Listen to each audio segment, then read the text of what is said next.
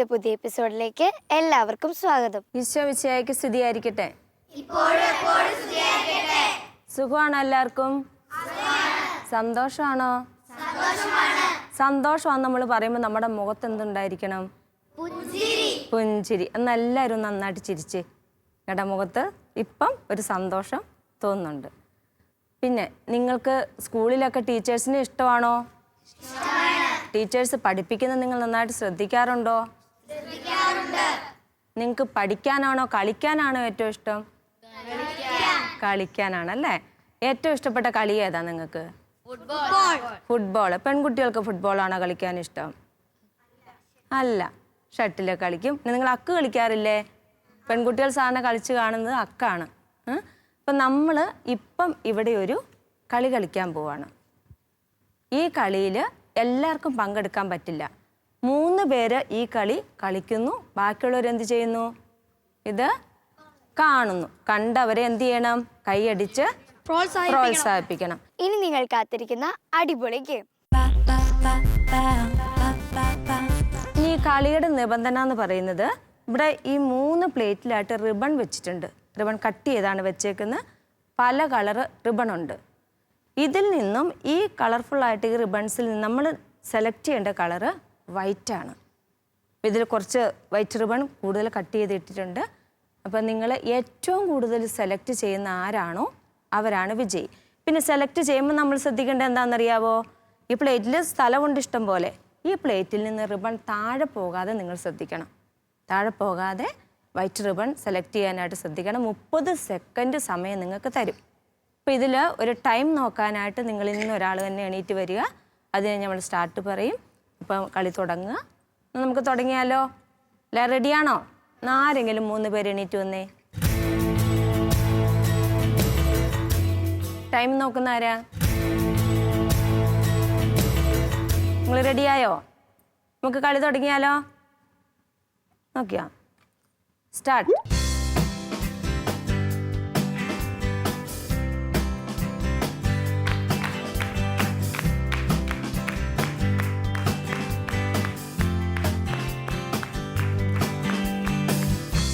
എല്ലാവരും പെട്ടെന്ന് റിബൺ പെറുക്കി എടുക്കുന്നുണ്ട്. റേറ്റിംഗ് താഴെ വീഴ്ചിട്ടില്ല. നിങ്ങളുടെ കൈവശമുള്ള റിബൺ എണ്ണി നോക്കാവോ? കുറഞ്ഞാലും കൂടിയാലും പ്രശ്നമില്ല കേട്ടോ.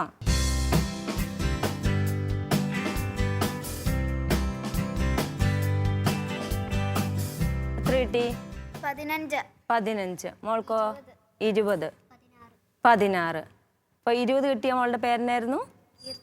കീർത്തനയ്ക്കാണ് ഏറ്റവും കൂടുതൽ റിബണ് കളക്ട് ചെയ്യാനായിട്ട് പറ്റിയതൊന്ന് ക്ലാപ്പ് കൊടുത്തേരെ. രണ്ടാമതായി ആർക്കാണ്? 16. ആർക്കാ പേരെന്ന് പറഞ്ഞ മോളുടെ? ഷെറി. ഒരു ക്ലാപ്പ് കൊടുത്തേരെ. മൂന്നാമതായി കളക്ട് ചെയ്ത ആളും തോറ്റിട്ടൊന്നുമില്ല. ഇത് നമ്മുടെ ജീവിതത്തിൻ്റെ ഒരു ഭാഗം. എല്ലാവർക്കും ഒരുപോലെ കളക്ട് ചെയ്യാൻ പറ്റില്ല. ഈ ആൾക്ക് ഒരു ക്ലാപ്പ് കൊടുത്തേരെ. നിങ്ങൾ പോയിരുന്നു. ഈ പ്ലേറ്റിനുള്ളിൽ പല കളർ റിബൺ ഉണ്ടായിരുന്നു അല്ലേ? പക്ഷേ നിങ്ങളോട് ഞാൻ കളക്ട് ചെയ്യാൻ പറഞ്ഞത് ഏത് കളറാ? വൈറ്റ് കളറാണ് അല്ലേ? നിങ്ങൾക്ക് ഒരുപക്ഷെ ഈ കളർ ഇഷ്ടം ഉണ്ടാവില്ല. ഇതിൽ ചിലപ്പം റെഡ് ആയിരിക്കാം, ഓറഞ്ച് ആയിരിക്കാം, ഗ്രീൻ ആയിരിക്കാം. ഇതിൽ ഈ കളറൊക്കെ ആയിരിക്കാം നിങ്ങൾക്ക് ഇഷ്ടം. പക്ഷേ ഞാൻ ഒരു കളർ നിങ്ങളോട് സെലക്ട് ചെയ്യാനായിട്ട് പറഞ്ഞു. ലോകം ഇതുപോലാണ്. എന്താണ്? കളർഫുള്ളാണ്. നമ്മളെ ആകർഷിക്കുന്ന ഒത്തിരി കാര്യങ്ങൾ ലോകത്തിലുണ്ട്. TV ഉണ്ട്, പിന്നെ അതുപോലെ മറ്റ് പല മാധ്യമങ്ങളുണ്ട്, പുസ്തകങ്ങളുണ്ട്, കൂട്ടുകാരുണ്ട്. ഇതെല്ലാം ചീത്തയാന്നല്ല പറയുന്നേ, ഇതൊക്കെ നല്ലത് തന്നെ. ഇതിൽ നിന്നെല്ലാം നമ്മൾ എന്ത് ചെയ്യണം? എപ്പോഴും നന്മയെ സ്വീകരിക്കണം. നല്ലത് മാത്രം നമ്മൾ തിരഞ്ഞെടുക്കണം. എങ്കിൽ മാത്രമേ നമ്മുടെ ജീവിതത്തിൽ എന്തുണ്ടാവുള്ളൂ? വിജയമുണ്ടാവുള്ളൂ അല്ലേ? അപ്പോൾ ഈശോയോട് കൂടിയായിരുന്നു. അപ്പം നമുക്ക് സെലക്ട് ചെയ്യാനായിട്ട് ആര് നമ്മളെ സഹായിക്കും? ആരാ സഹായിക്കുന്നേ? ഒന്ന് ഒച്ചതി പറഞ്ഞ ആരാ സഹായിക്കുന്നതെന്ന്? ഈശോ. ഞാൻ പൊട്ടിക്ക്. ഇല്ല, ഞാനത് മേടിച്ചേ. ഇല്ല, സമ്മതിക്കില്ല. ഞാൻ മേടിക്കും.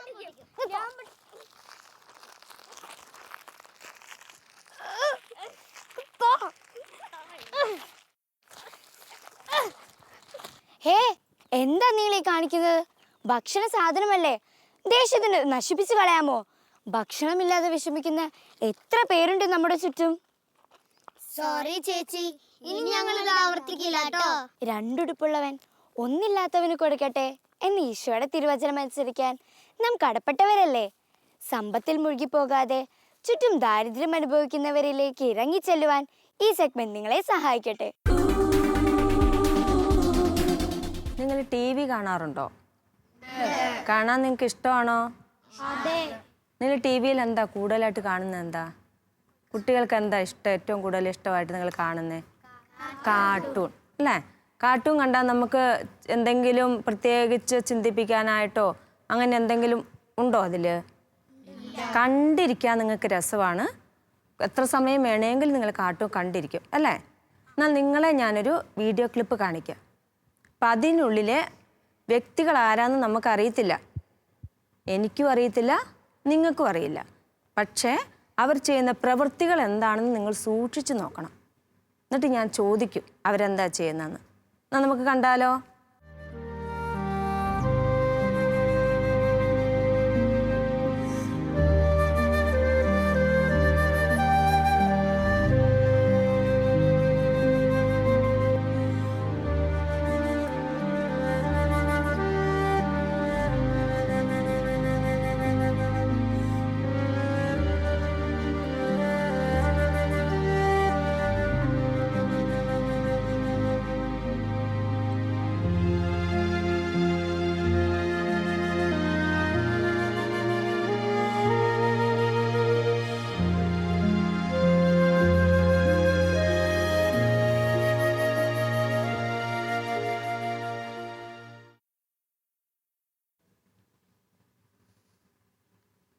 നിങ്ങൾ വീഡിയോ ക്ലിപ്പ് കണ്ടല്ലോ, അതിലുള്ള പിക്ചേഴ്സ് കണ്ടല്ലോ. അതിലുള്ള വ്യക്തികളെ നിങ്ങൾക്ക് ആർക്കെങ്കിലും പരിചയമുണ്ടോ?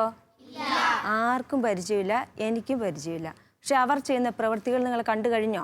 കാണണമെന്ന് ശ്രദ്ധിച്ച് നോക്കണമെന്ന് ഞാൻ ആദ്യം തന്നെ പറഞ്ഞിരുന്നു. ഇനി അവരെന്തൊക്കെയാണ് ചെയ്യുന്നത്? ഒന്ന് പറഞ്ഞു. മോൻ എന്താ കണ്ടേ? ഒന്ന് പറഞ്ഞു. കൈയില്ലാത്ത ചേച്ചിക്ക് ഭക്ഷണം വാരിക്കൊടുത്ത്. ഭക്ഷണം വാരിക്കൊടുക്കുന്നു. മോളെന്താ കണ്ടേ? ഒരു പൂച്ചയെ ഒരു ചേട്ടൻ രക്ഷിക്കുന്നു. ഒരു പൂച്ചയെ ഒരു ചേട്ടൻ രക്ഷിക്കുന്നു. മോൻ കണ്ടതോ?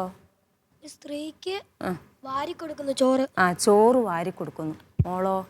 വെള്ളത്തിൽ വീണ ഒരു പട്ടിക്കുട്ടിയെ കൊട്ടയിൽ കയറ്റി രക്ഷിക്കുന്നു. വെള്ളത്തിൽ വീണ ഒരു പട്ടിക്കുട്ടിയെ കൊട്ടയിൽ കയറ്റി രക്ഷിക്കുന്നു. ഇത്രയൊന്നും കാര്യങ്ങളല്ല നമ്മൾ കണ്ടത്. കുറേ കാര്യങ്ങൾ നിങ്ങളെല്ലാം കണ്ടു. എല്ലാം നിങ്ങൾ ശ്രദ്ധിച്ച് നോക്കിയായിരുന്നോ? ഇവർ ചെയ്യുന്നതൊക്കെ എന്താണ്?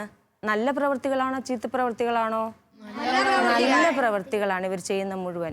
ഇങ്ങനെ ഒത്തിരി നന്മ പ്രവൃത്തികൾ അവർ ചെയ്തു. അത് ചെയ്യാനായിട്ട് അവരുടെ ഉള്ളിൽ തോന്നിച്ചത് എന്താ? അവർക്ക് പ്രേരണ കിട്ടിയത് എന്താ അവരുടെ ഉള്ളിലുള്ളത് ഇത് ചെയ്യാനായിട്ട്? അലിവുണ്ട്. പിന്നെ എന്താ അവരുടെ ഉള്ളിലുള്ളത്? കരുണയുണ്ട്. പിന്നെയോ സ്നേഹമുണ്ട് അല്ലേ? അവർക്ക് ആ വ്യക്തികളോട് സ്നേഹം തോന്നി, അലിവ് തോന്നി, അനുകമ്പ തോന്നി, കരുണ തോന്നി. അതുകൊണ്ടാണ് ഇവരിങ്ങനെ ചെയ്തത്. ഇങ്ങനെയുള്ളവരെ നമ്മൾ കാണാറുണ്ടോ? ഇല്ലേ? ഞാൻ കാണാറുണ്ട്. നമ്മൾ റെയിൽവേ സ്റ്റേഷനിലോ അല്ലെങ്കിൽ ബസ് സ്റ്റാൻഡിലോ ഒക്കെ ചെല്ലുമ്പോൾ നമ്മൾ കാണാറുണ്ട്. ഇനി അവിടെ നിൽക്കട്ടെ. ഇനി നമ്മൾ ബൈബിളിലേക്കൊന്ന് നോക്കിയാൽ ഈശോയ്ക്ക് അനുകമ്പ ഉണ്ടായിരുന്നോ? ഈശോയ്ക്ക് അനുകമ്പ ഉണ്ടായിരുന്നോ? ഉണ്ട്. ഈശോയ്ക്ക് അനുകമ്പയും കരുണയും ഒക്കെ തോന്നി ഒത്തിരി സംഭവങ്ങൾ എവിടെയുണ്ട്? ബൈബിളിൽ പറയുന്നുണ്ട്. അതിലൊരു സംഭവം നിങ്ങൾക്കൊന്ന് പറയാവോ? ഒറ്റ കാര്യം. അപ്പം വർദ്ധിപ്പിച്ച് നൽകുന്നു. അപ്പം വർദ്ധിപ്പിച്ച ഒരു സംഭവം അല്ലേ? ഈശോ പറയുന്നത് കേൾക്കാനായിട്ട് ഈശോയുടെ ചുറ്റും കൂടിയിരുന്ന ജനക്കൂട്ടത്തിന് വിശന്നു എന്നറിഞ്ഞപ്പോൾ ഈശോ എന്ത് ചെയ്തു? അവർക്ക് അപ്പം വർദ്ധിപ്പിച്ചു കൊടുത്തു. ഈശോയോട് അവർ പറഞ്ഞോ ഞങ്ങൾക്ക് വിശക്കുന്നുണ്ടെന്ന്? അവരാരും പറഞ്ഞില്ല. പക്ഷെ ഈശോയ്ക്ക് എന്ത് മനസ്സിലായി? അവർക്ക് വിശക്കുന്നുണ്ട് എന്ന് ഈശോയ്ക്ക് മനസ്സിലായി. ഈശോയ്ക്ക് അവരുടെ അനുകമ്പ തോന്നി. ഈശോ എന്ത് ചെയ്തു? അപ്പം വർദ്ധിപ്പിച്ച് ആ വിശക്കുന്നവർക്ക് ഭക്ഷണം കൊടുത്തു. നമ്മളിവിടെ കണ്ട ആ പിക്ചേഴ്സിൽ മുഴുവൻ തന്നെ ഭക്ഷണവുമായി ബന്ധപ്പെട്ടതാണ് അല്ലേ? ഭക്ഷണം വാരി കൊടുക്കുന്നു. പിന്നെ മന്ദബുദ്ധിയായ ഒരു കുട്ടിക്ക് ഒരു ചെരുപ്പ് കാലിലിട്ട് കൊടുക്കുന്നുണ്ടായിരുന്നോ? അങ്ങനെയുള്ള സഹായങ്ങളൊക്കെയാണ് കണ്ടത്. ഇനി ഞാനൊരു സംഭവം പറയാം, നിങ്ങളത് കേൾക്കുക. 1960 സമാധാനത്തിനുള്ള നോബൽ സമ്മാനം നേടിയ ആൽബർട്ട് ഷെറ്റ്സർ ഒരിക്കൽ ഒരു ട്രെയിനിൽ യാത്ര ചെയ്യുകയായിരുന്നു.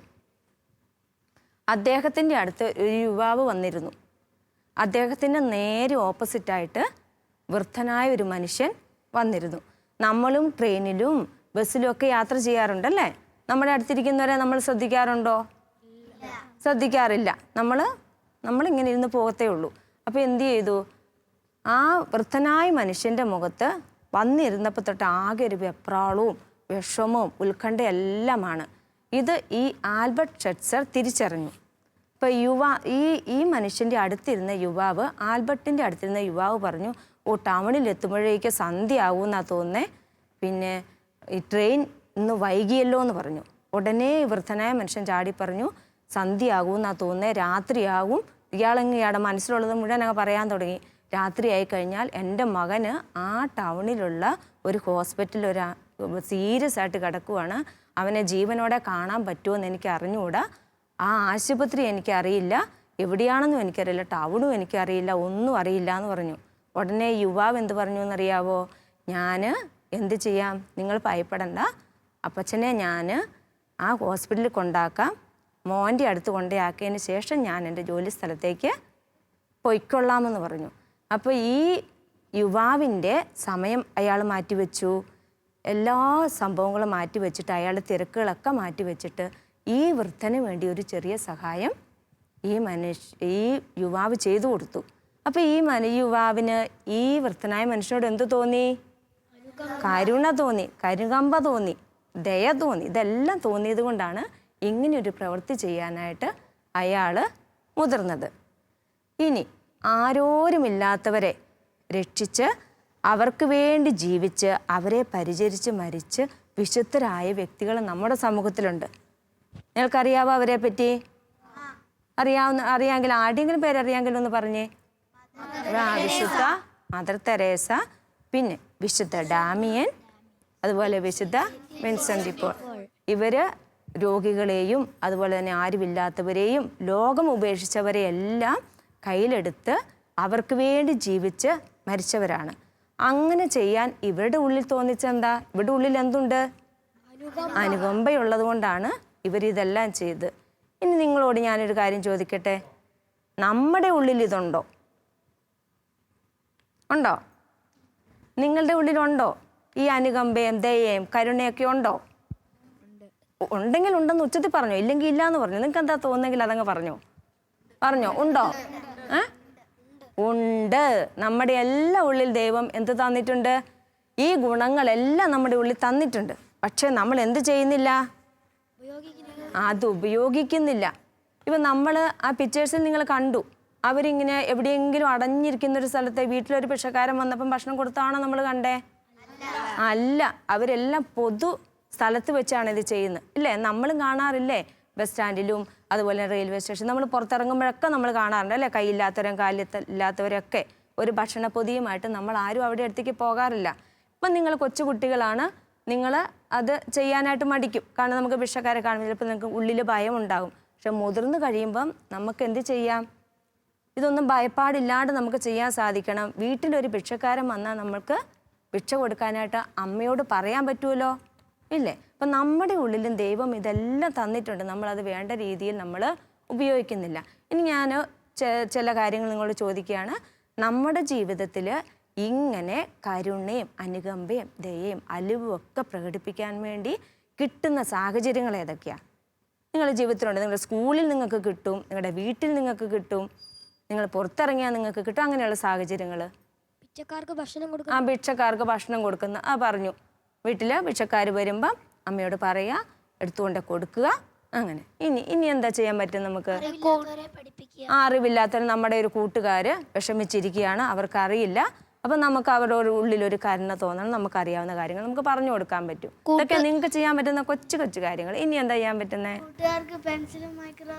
പെൻസിലും മൈക്രോവറും ഒക്കെ അങ്ങനെ ചെറിയ സഹായം ചെയ്തു കൊടുക്കുന്ന ഇല്ലാത്തവർക്ക്. പിന്നെയോ കൂട്ടുകാരൊക്കെ വീഴുമ്പോ അവരെ എണീപ്പിച്ച് സഹായിക്കും. നമ്മൾ സാധാരണ എന്നാ ചെയ്യുന്നേ? ആരെങ്കിലും പോയി കുറച്ച് ചെളിവെള്ളത്തിലേക്ക് തെറ്റി വീണു, എന്നാ നമ്മൾ ആദ്യം എന്താ ചെയ്യുന്നേ? നേരെ തന്നെ പറയണം, ചിരിക്കും, അല്ലേ? അത് കഴിഞ്ഞിട്ട് അപ്പം ചിരിക്കുമ്പോൾ ആ വീണ കുട്ടിക്ക് എന്തുമാത്രം വിഷമം തോന്നിയിട്ടുണ്ടാവും. വിഷമം തോന്നുമില്ലേ വീണ കുട്ടിക്ക്? വീണതിനേക്കാൾ വിഷമം, പരിക്ക് പറ്റിയതിനേക്കാൾ വിഷമം അവരെ നിന്ന് നോക്കി ചിരിക്കുമ്പോഴാണ് അവർക്ക് വിഷമം വരും. അപ്പോൾ ആ കൊച്ചു കുട്ടിയായിരിക്കാം നമ്മൾ നോയിന്ന് എണീപ്പിച്ചിട്ട് അവർക്ക് ഒന്ന് തൂത്തൊക്കെ കൊടുക്കുമ്പം അവർക്ക് സന്തോഷമാവും. അങ്ങനെ ഒരു കരുണ നമ്മൾ അവരോട് കാണിക്കണം. പിന്നെന്താ ചെയ്യാൻ പറ്റുന്നത്? നിങ്ങളുടെ വീട്ടിലെന്ത് ചെയ്യാൻ പറ്റും നിങ്ങൾക്ക്? അമ്മച്ചിനെ ആരോഗ്യമുള്ള അമ്മച്ചീനെ നമുക്ക് സഹായിക്കാം. അമ്മ നമുക്ക് വേണ്ടി പണിയെടുക്കുന്നതാണ് അല്ലേ? രാവിലെ മുതൽ വൈകുന്നേരം വരെ അമ്മ നമുക്ക് വേണ്ടി പണിയെടുക്കുന്നത്. അപ്പം നമുക്ക് ചെയ്യാൻ പറ്റുന്ന കൊച്ചു കൊച്ചു കാര്യങ്ങൾ, നമ്മൾ ഭക്ഷണം കഴിച്ചാൽ ആ പാത്രമൊക്കെ ഒന്ന് കൊണ്ടേ കഴുകി വെക്കുക, അങ്ങനത്തെ കാര്യങ്ങളൊക്കെ കൊച്ചു കൊച്ചു കാര്യങ്ങളൊക്കെ നമ്മൾ അമ്മയ്ക്ക് ജോലിയിൽ സഹായിച്ച് അമ്മയോട് നമുക്ക് എന്ത് കാണിക്കാം? കരുണ കാണിക്കാം. പിന്നെ എന്ത് ചെയ്യാൻ? അമ്മയല്ലാതെ നമ്മുടെ വല്യപ്പച്ചനും വല്യമ്മച്ചിമാരും ഒക്കെ ഉള്ള വീടുകളില്ലേ, അവർക്ക് നമുക്ക് എന്ത് കൊടുക്കാം? പാത്രം കഴുകി കൊടുക്കാം. അവിടെ അടുത്ത് പോയി നമുക്ക് എന്ത് ചെയ്യാം? കുറച്ച് സമയം നമ്മുടെ പപ്പയും മമ്മിയൊക്കെ ജോലി തിരക്കിൽ ഓടി നടക്കുമായിരിക്കും. അപ്പം അവരോട് മിണ്ടാനോ അവിടെ അടുത്തിരിക്കാനോ ഒക്കെ ചിലപ്പോൾ ആരും ഉണ്ടാവില്ല. അപ്പം പേരക്കുട്ടികളായ നിങ്ങൾക്ക് എന്ത് ചെയ്യാം? അവരുടെ അടുത്ത് പോയി കുറച്ച് സമയം ചിലവഴിക്കുക. അപ്പോൾ അതവർക്ക് വലിയ സന്തോഷമാവും. അതുവരെയൊക്കെ നമ്മൾ എന്ത് ചെയ്യണം? കരുണയോടെ കാണണം. പിന്നെ നമ്മളൊരു ബസ്സിൽ യാത്ര ചെയ്യാമെന്ന് വിചാരിക്കുക. ബസ്സിൽ യാത്ര ചെയ്യാത്തവരാരെങ്കിലും ഉണ്ടോ അവിടെ? ഇല്ല. എല്ലാവരും യാത്ര ചെയ്തിട്ടില്ലേ? ഉണ്ട്. അപ്പം നമ്മളിങ്ങനെ സീറ്റിൽ ഇങ്ങനെ നല്ല വിശാലമായിട്ടിരിക്കുക. അപ്പം നമുക്ക് നമ്മുടെ അടുത്തൊരു പ്രായമായ ഒരു അമ്മച്ചി വന്ന് നിന്നു. ശരിക്കും പിടിച്ച് നിൽക്കാനൊന്നും പറ്റുന്നില്ല. അങ്ങനെ അവസ്ഥയിൽ നമ്മൾ എന്ത് ചെയ്യണം? എണീറ്റ് കൊടുക്കണം. നിങ്ങൾ ചെയ്യാറുണ്ടോ? ഉണ്ട്. നല്ല കുട്ടികളാണല്ലോ എല്ലാവരും. അങ്ങനെ നമുക്ക് ചെയ്യാൻ സാധിക്കണം. ആ പ്രായമായവരോട് നമുക്ക് നമ്മുടെ ഉള്ളിലൊരു അനുകമ്പ തോന്നണം. നമ്മുടെ ഉള്ളിൽ ഇതെല്ലാം തന്നിട്ടുണ്ട്. ഇത് നമ്മൾ കൂടുതൽ എടുത്ത് ഉപയോഗിക്കാനായിട്ടുള്ള അവസരങ്ങൾ കിട്ടുമ്പോൾ നമ്മൾ ഒരിക്കലും എന്ത് ചെയ്യരുത്? അത് നഷ്ടപ്പെടുത്തി കളയരുത്. ഇനി ഒരു ചെറിയ സംഭവം കൂടി ഞാൻ പറയാം. ഒരിക്കൽ ഒരു പറ്റം യുവാക്കൾ, കുറച്ച് യുവാക്കൾ ഒരു വിമാനത്താവളത്തിലേക്ക് വിമാനത്തിൽ കയറുവാനുള്ള ടിക്കറ്റുമായിട്ട് ഓടി വന്നു. ഇവർ ടിക്കറ്റുമായിട്ടാണ് വന്നത്. ഇവർ യാത്ര പുറപ്പെടാൻ നിൽക്കുന്ന വിമാനം ഏതാണ്ട് പുറപ്പെടാൻ തയ്യാറായിട്ട് നിൽക്കുന്ന ആ സമയത്താണ് ഇവർ എയർപോർട്ടിലെത്തിയത്. ഉടനെ ഇവർക്ക് വിമാനത്തിൽ കയറുക എന്ന ലക്ഷ്യം മാത്രമേ ഉണ്ടായിരുന്നുള്ളൂ. ഇവരെന്ത് ചെയ്തു? വിമാനത്തിലേക്ക് കയറാനായിട്ട് അങ്ങോട്ട് ഓടിപ്പോയി. പോകുന്ന വഴിക്ക് ആരുടെയോ കൈതട്ടി ഒരു പഴക്കൂട മറിഞ്ഞു. ആ വഴിയിലിരുന്ന ഒരു മേശപ്പുറത്ത് വെച്ചിരുന്ന നിറച്ച് പഴങ്ങൾ നിറച്ച് വെച്ചിരുന്ന ഒരു കൂട മറിഞ്ഞ് താഴെ വീണു. അവരാരും ശ്രദ്ധിച്ചില്ല. നേരെ വിമാനത്തിൽ പോയി കയറിയിട്ട് ഇവർ തിരിഞ്ഞു നോക്കുമ്പോൾ ഇവരുടെ കൂട്ടത്തിൽ ഒരാളെ കാണാനില്ല.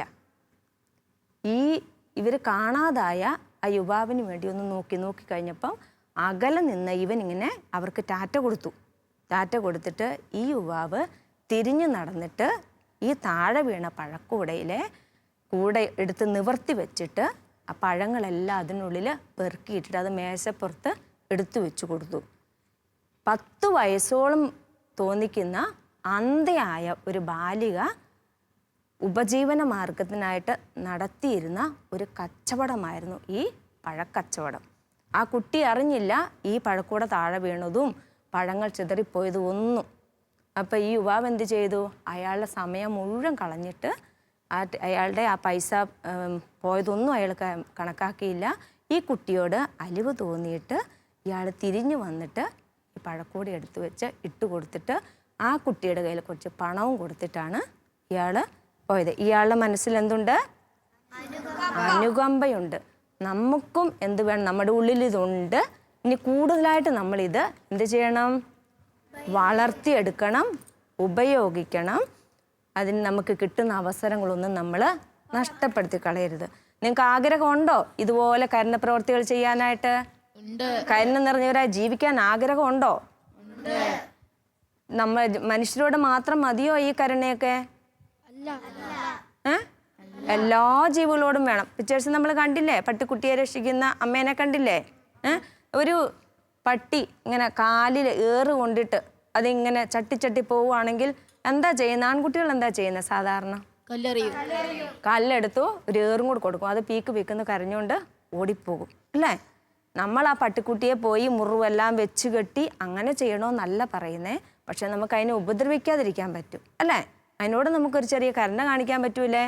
അപ്പം മനുഷ്യരോടും മറ്റ് മൃഗങ്ങളോടും ഈ അനുകമ്പ നമ്മളുടെ മനസ്സിൽ ഉണ്ടായിരിക്കണം.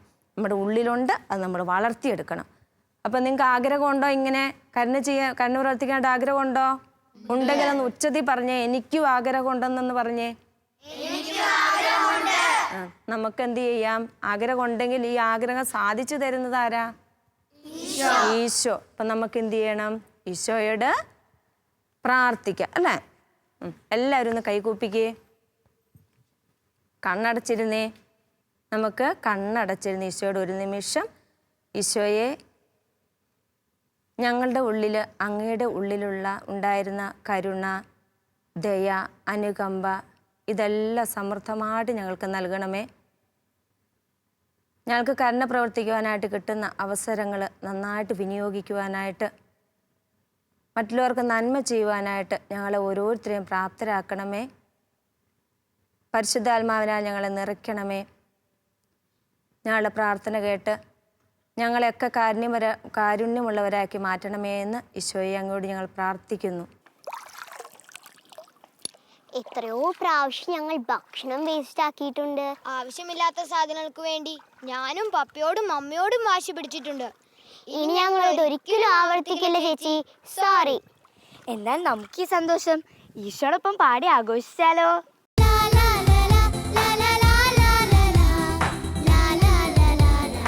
ഈശോയെ സ്തുതിച്ചുകൊണ്ട് നമുക്കൊരു പാട്ട് പാടാനേ. പുഞ്ചിരി തൂകി പൂന്തണലേകി പുണ്യം ചെയ്തു വളർന്നിടാം. പുഞ്ചിരി തൂകി പൂന്തണലേകി പുണ്യം ചെയ്തു വളർന്നിടാം.